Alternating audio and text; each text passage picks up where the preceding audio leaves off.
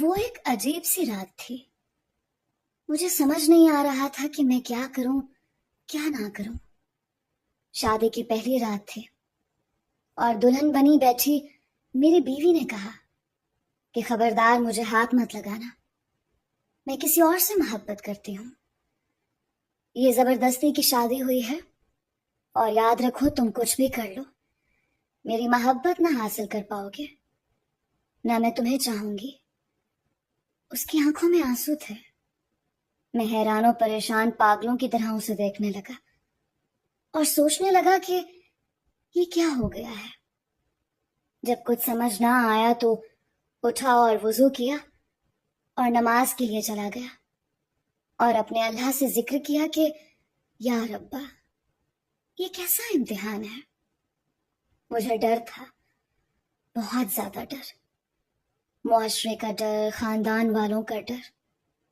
میں ایک middle class family سے تعلق رکھتا ہوں اور ایسی اونچ نیچ پر ہمارے ہاں عزت کا جلوس نکل جاتا ہے. مختلف سوچیں آ رہی تھی کہ اگر یہ صبح گھر گئی اور واپس نہ آئی تو میری عزت کا کیا ہوگا. کیا پتا یہ اپنے گھر میں یہی نہ کہہ دے کہ یہ نامرد ہے، اسے شادی ختم کرواؤ. ایک بار تو سوچا کہ زبردستی کرتا ہوں، گناہ نہیں ہے، میرے نکاح میں ہے، مگر میرا دل نہیں مانا. میں نے اسے بات کرنا چاہی مگر مجھے گوارا نہ ہو کہ میں اس عورت کی منت کروں جس نے مجھے یوں ٹھکرا دیا. اللہ تعالیٰ سے شکوے شکایتیں کرتا کرتا سو گیا. اگر اسے کسی اور سے محبت تھی تو نکاح کے لیے ہاں ہی نہ کرتی، یا مجھے ہی بتا دیتی، میں اس سے خود رشتہ ختم کر دیتا، بات شادی تک بڑھتی ہی نہ، میری زندگی برباد تو نہ ہوتی. میں متوسط طبقے سے تعلق رکھنے والا آدمی شادی پر ساری جمع پونجی لگا چکا تھا. خیر صبح وہ اپنے گھر چلی گئی، کوئی بات نہیں ہوئی. 3 دن تک کوئی ہلچل نہیں ہوئی. 3 دن بعد اس کی امی کی کال آئی کہ بیٹا تم آئے نہیں اپنی دلہن کو لینے. تو میں لینے چلا گیا. میں نے وہاں بھی کوئی بات نہیں کی. ہم واپس گھر آ گئے.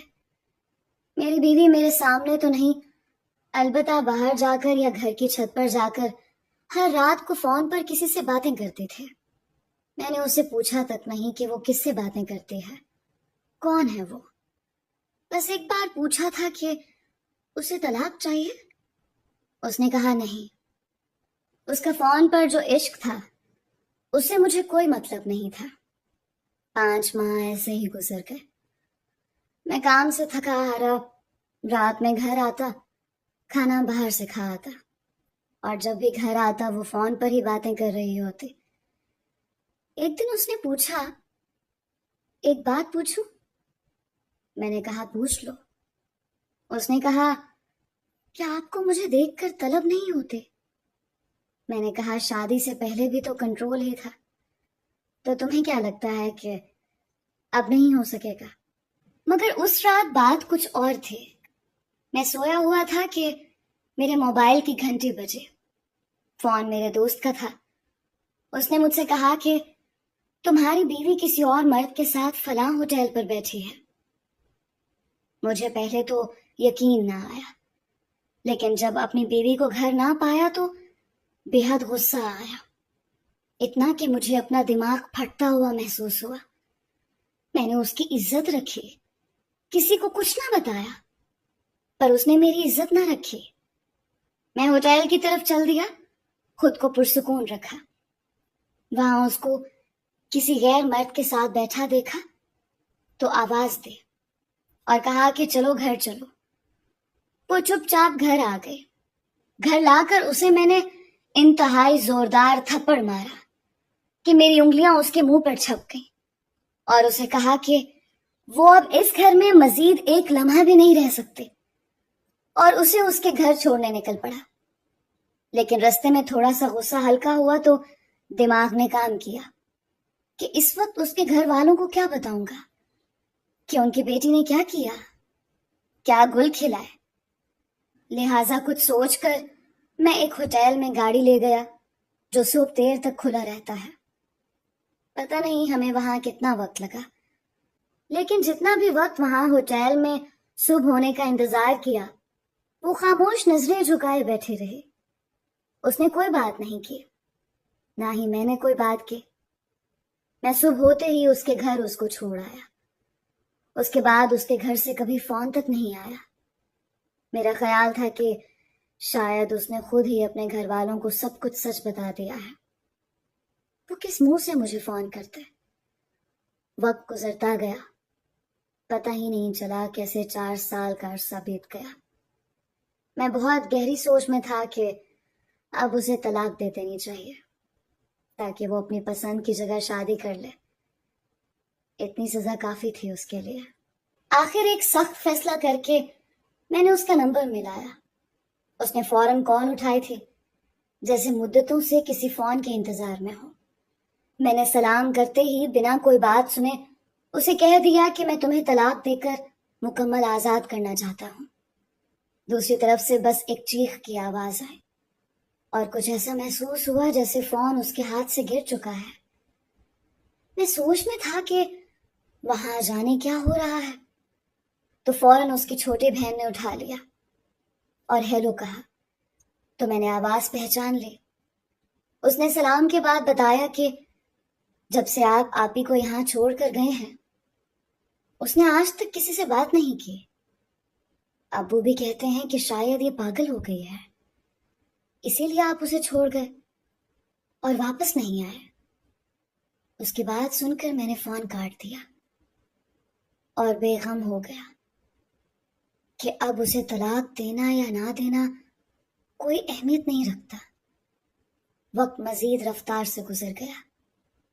میں نے بھی دوسری شادی کر لی اور اللہ نے ایک پیارا سا بیٹا بھی دے دیا. ایک دن آفس سے واپس آ رہا تھا کہ سگنل پر کھڑی میری کار کو پیچھے سے کسی کار نے ٹکر مار دی. میں غصے سے نیچے اترا، پیچھے کو گیا تو مہران کار میں ایک شخص تھوڑا سہما بیٹھا تھا.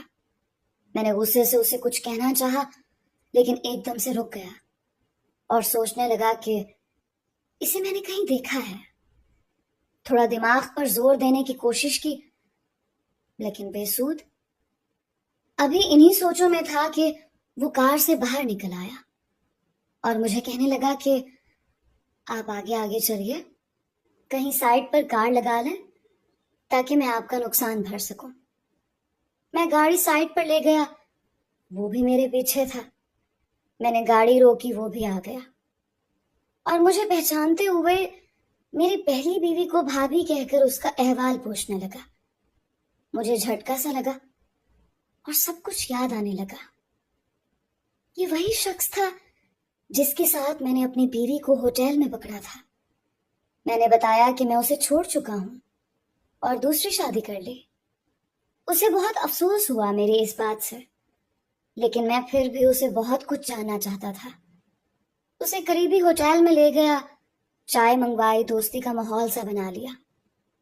اس نے میرے پوچھنے پر بتایا کہ وہ ایک سائیکو قسم کی لڑکی تھی، ہماری کلاس فیلو تھی اور مجھے بھائی سمجھتے تھے. ہماری ہی کلاس کے ایک لڑکے سے اس کی دوستی تھی. وہ اس سے شادی کرنا چاہتی تھی لیکن کسی وجہ سے شادی نہ ہو سکی اور اس کے گھر والوں نے اس کی شادی آپ سے کروا دی. لیکن اس کے باوجود وہ اس امید سے تھی کہ اس کا دوست ذیشان اس سے شادی کرے گا اور وہ آپ سے طلاق لے لے گی. لیکن آپ سے شادی کے بعد آہستہ آہستہ وہ ذیشان سے کترانے لگی اور آپ کے گن گانے لگی. اس کا ذیشان سے رابطہ بھی ختم ہو گیا. اس رات اس نے مجھے ہوٹل میں بلوایا تھا کہ میرا یہ آخری پیغام ذیشان تک پہنچا دینا. میں چلا آیا کیونکہ میں واحد ذریعہ تھا ان کے پیغامات ایک دوسرے کو پہنچانے کا. مجھے بھابھی نے خط دیا جو کہ ذیشان کو دینا تھا. اتنی دیر میں آپ بھی آ گئے اور اسے لے گئے. میں بہت پریشان تھا آپ کے رویے کے بعد.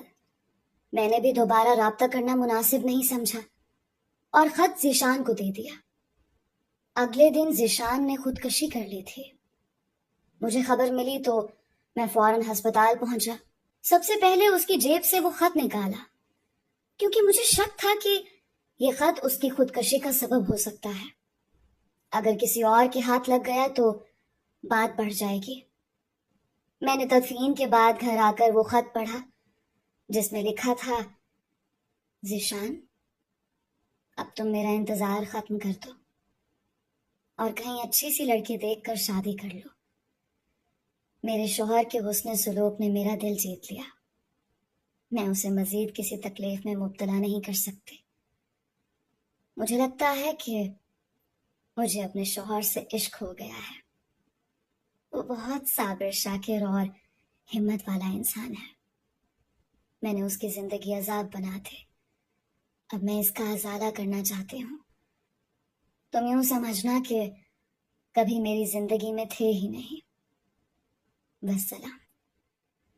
میں اس کی ساری باتیں سنتا رہا اور گزرتے وقت کو سوچتا رہا، اور جانے کس وقت گھر پہنچ گیا پتہ ہی نہیں چلا۔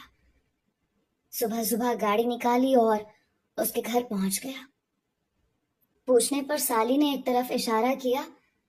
میں نے وہاں دیکھا تو زمین پر بکھرے بال، گندے کپڑے، ایسا لگتا تھا کئی دنوں سے اپنا چہرہ تک نہیں دھویا اس نے۔ پاگلوں کی طرح زمین پر لکیریں مار رہی تھی۔ اس کے ہاتھ میں تنکا تھا شاید۔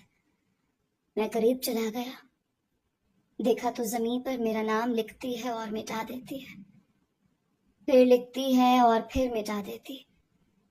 میں نے اٹھانا چاہا تو پھوٹ پھوٹ کر چیخے مار مار کر رونے لگی۔